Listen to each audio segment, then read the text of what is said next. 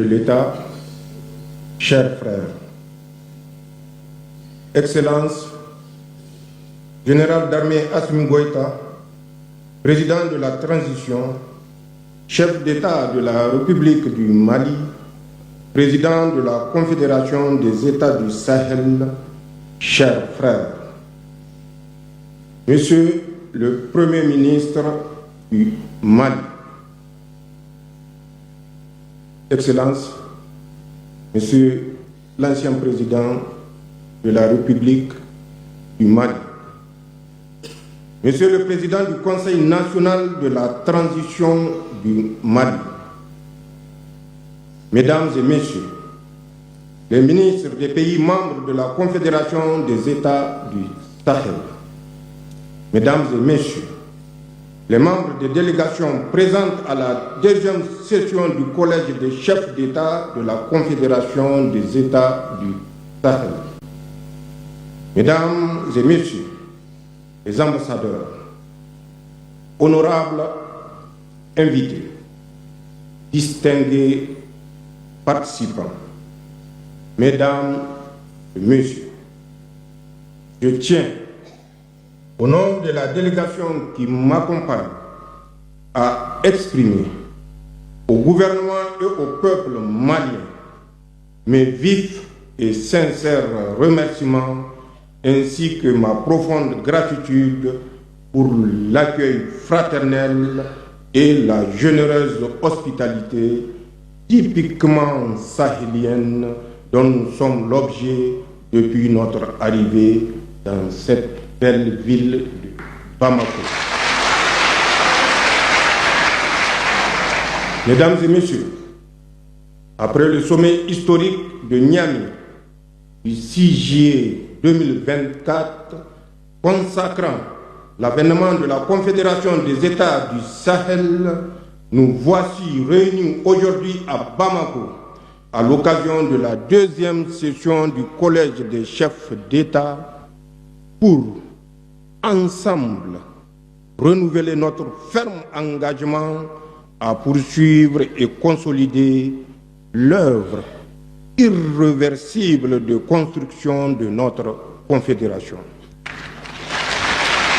Mesdames et Messieurs, cette session qui intervient dans un contexte mondial en pleine effervescence, marqué par des défis complexes et multiformes, est l'occasion, d'une part, de rappeler les enjeux de l'heure et les défis auxquels nous faisons face pour ainsi mieux comprendre le sens de notre combat commun et raffermir la détermination des peuples de la Confédération AES à se battre victorieusement pour leur dignité et leur développement.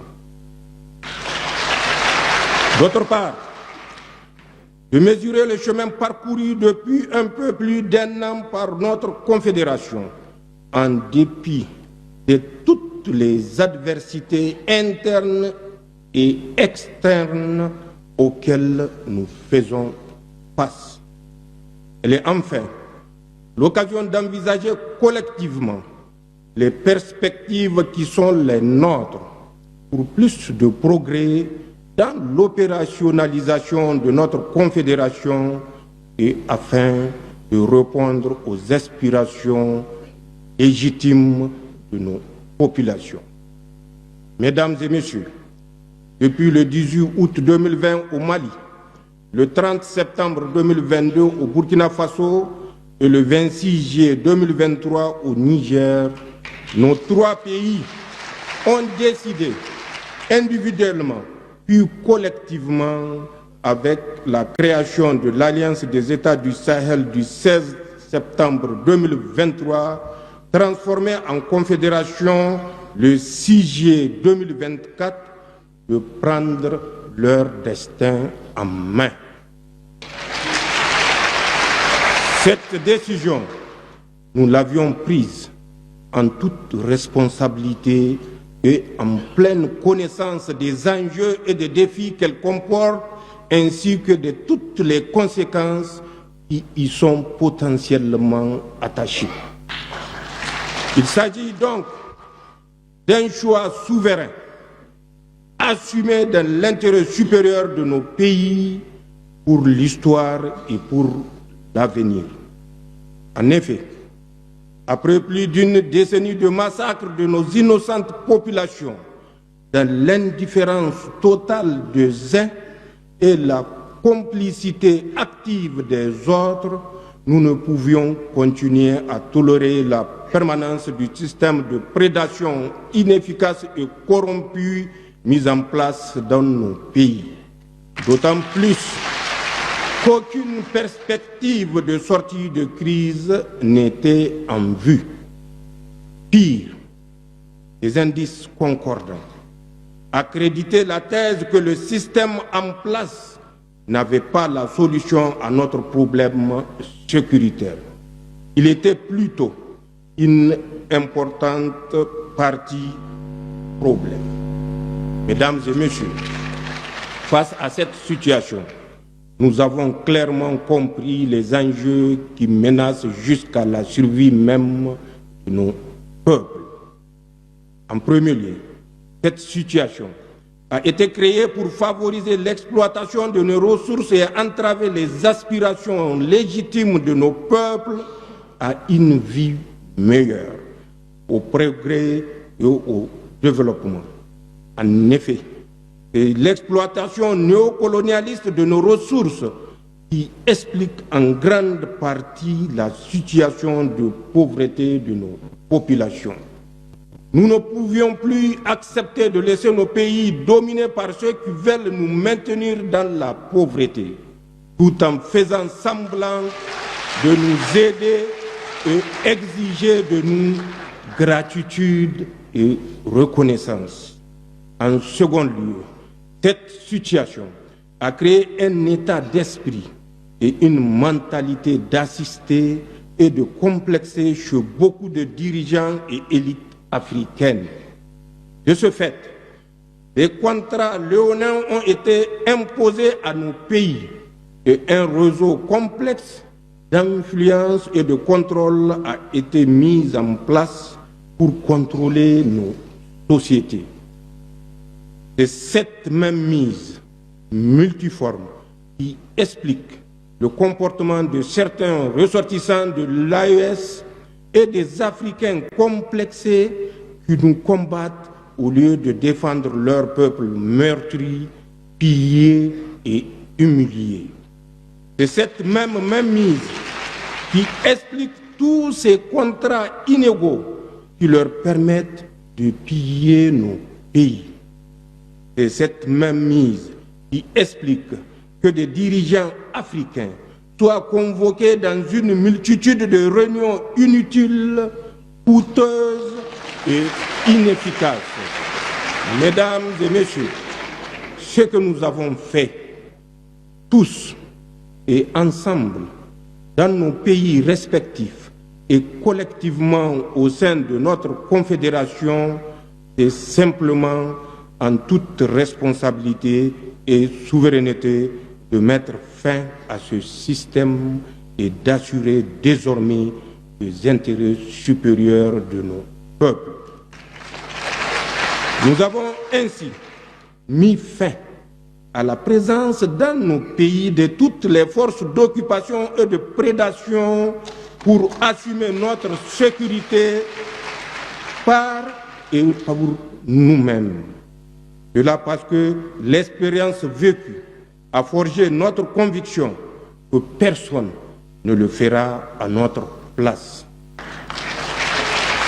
Ce que nous avons fait, c'est d'assumer notre souveraineté pleine et entière. Aucun pays, aucune organisation internationale et aucun groupe d'intérêt ne décidera encore pour nos pays, Inch'Allah. Désormais, les décisions qui concernent nos peuples se prennent à Ouagadougou, à Bamako, à Niamey, sur le territoire confédéral, par les autorités de la Confédération et pour les citoyens de la Confédération et nulle part ailleurs.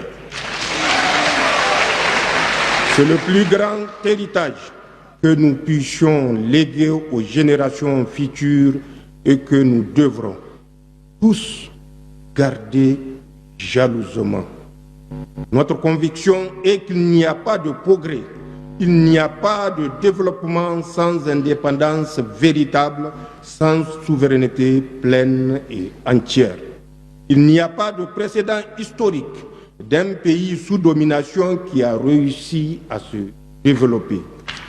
Seuls des États véritablement souverains élaborent des politiques publiques à même d'impulser le progrès et le développement.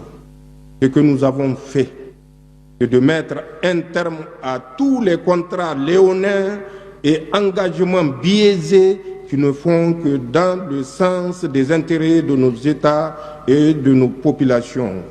Désormais, les seuls contrats que nous motivent sont ceux qui préservent les intérêts de nos pays. Mesdames et messieurs, vous comprenez bien que dans ces conditions, nous ne pouvons que nous attendre à l'adversité de ceux qui, par le passé, décidaient pour nos pays, de ceux qui ont pillé nos ressources, ainsi que de tous ceux qui profitent de cette situation, citoyens africains ou personnes étrangères à notre espace. C'est ainsi qu'il faut expliquer leur acharnement à nous combattre et leur détermination à briser notre élan pour nous soumettre.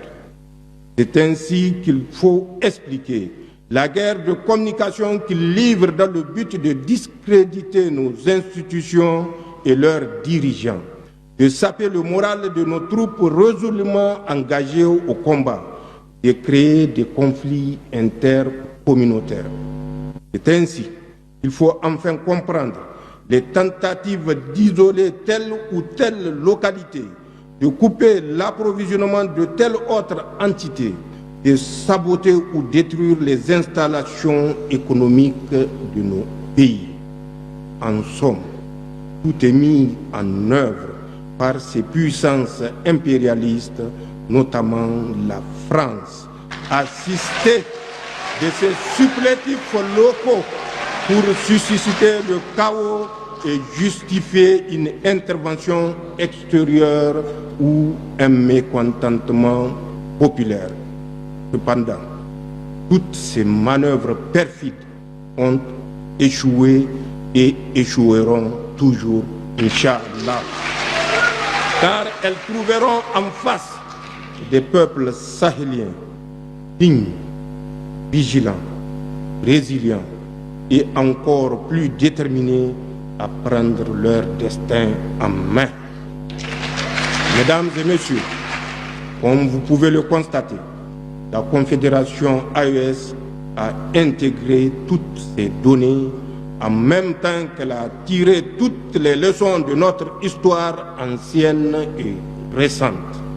Et d'ailleurs, la raison pour laquelle nous avons créé cette confédération qui suscite tous les espoirs et qui nous donne entière satisfaction pour avoir réalisé des progrès tangibles. En effet, en 17 mois d'existence, la Confédération AES a réalisé des progrès indéniables au niveau de ces trois piliers fondamentaux. Il s'agit d'abord de la force unifiée de la Confédération sous le commandement d'un état-major intégré relativement au pilier de défense. J'aimerais à ce niveau rendre un vibrant hommage à toutes nos forces de défense et de sécurité du Burkina Faso, du Mali et du Niger, tout en ayant une pensée pieuse pour tous nos martyrs civils et militaires, en souhaitant prompt rétablissement à nos blessés. Il s'agit ensuite de la coordination de notre diplomatie qui parle désormais d'une seule voix. Il s'agit enfin de la création de la grande banque d'investissement de la Confédération relativement au pilier du développement. Et certainement au lieu d'adresser mes vifs remerciements et mes chaleureuses félicitations à mon frère et ami le général d'armée Assimi Goïta, président de la transition, chef d'État de la République du Mali et président de la Confédération, pour la mise en œuvre réussie de la feuille de route de l'an 1 de notre Confédération, comme l'attestent si bien les résultats tangibles consignés dans l'excellent rapport soumis à notre observation. Les peuples dignes et résilients du Sahel lui seront reconnaissants pour son leadership, son engagement sans faille et le brio avec lequel il a porté haut les idéaux de la Confédération durant ce mandat, en dépit du contexte d'adversité sans précédent que j'ai évoqué plus haut. Mesdames et messieurs, la souveraineté à laquelle aspirent les peuples de l'AES est loin d'être un slogan. C'est un sacerdoce, un engagement quotidien qui se traduit par des actes concrets au niveau de tous les pans de la vie nationale. Elle répond à une vision stratégique clairement exprimée à travers le processus de refondation en cours dans l'ensemble de la Confédération. Le combat que mène l'AES est un combat pour la renaissance africaine. Il porte en lui les germes d'une Afrique libre et souveraine dont l'AES est l'embryon. Par ailleurs, il faut se rendre à l'évidence que l'AES constitue un rempart, une digue contre l'expansion du terrorisme sur le continent. Au lieu de prendre en compte cette évidence absolue, certains pays voisins de l'AES s'obstinent naïvement à servir de base arrière aux opérations de déstabilisation orchestrées par des puissances étrangères. Il est temps que ces États se ravissent et prennent conscience que leur statut réside plutôt dans l'unité africaine, dans une franche coopération sécuritaire sous-régionale et régionale, et non dans la satisfaction d'intérêts étrangers au détriment de ceux de leur propre peuple. Mesdames et messieurs, au Sahel, nous avons fait de la sécurité un choix stratégique prioritaire contre tout autre dictat politique étranger incompatible avec nos valeurs socio-culturelles. Il y va de l'existence même de nos pays en tant que nation, car la crise sécuritaire qui sévit chez nous constitue une menace existentielle. Comme l'a dit si bien Cheikh Anta Diop, la sécurité précède le développement. Au Sahel, il n'est pas exagéré de dire que la sécurité précède tout. Je dis bien tout. Pour terminer, mesdames et messieurs, je tiens particulièrement à saluer le travail remarquable accompli par les ministres et les hauts fonctionnaires qui, durant tout le processus préparatoire de la présente session du Collège, n'ont ménagé aucun effort pour soumettre à notre examen des documents de travail de qualité ainsi que des instruments juridiques pertinents qui nous permettront de consolider l'architecture institutionnelle et normative de notre Confédération. Vive la Confédération des États du Sahel, vive la solidarité entre le peuple de l'AES, vive l'Afrique libre et